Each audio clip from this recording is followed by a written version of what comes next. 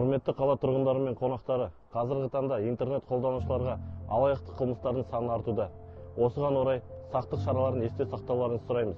Бөгде адамдарға жеке деректеріңізді, банк карталарының нөмірлерін, пин-кодын, сондай-ақ ұялы телефондарыңызға күмәнді мобильді қосымшаларды жүктемеңіздер. Сим-картаның жарамдылық мерзімі болмайтынын естен шығармаңыз. Instagram, Колеса, OLX, WhatsApp алаңдарында тауарды сатып алу немесе сату кезінде сақ болыңыздар. Алдын ала төлем жасамаңыз. Банк қызметкерлері сізге қоңырау шалып, сіздің шоттарыңыздан қандай да бір операциялар жүріп жатқанын хабарламайды.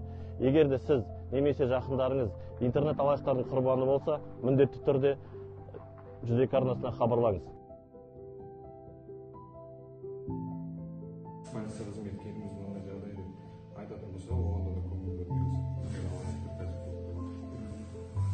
Сізден үш қойдыңыз, осының фаулы топшық қойдыңыз, оған салды. Артынан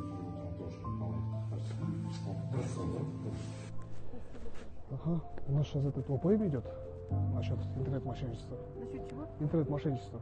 Ага. Вот посмотрите, пожалуйста, полностью прочитайте, ознакомьтесь.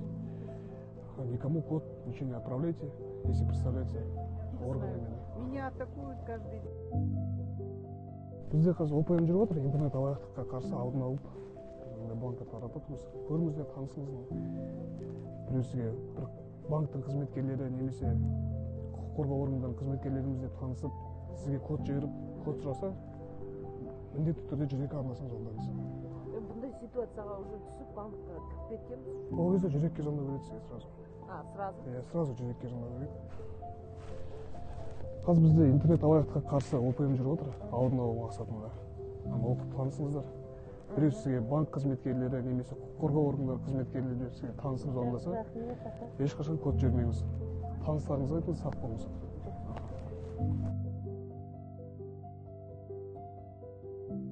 Учаскелік полиция инспекторы болған.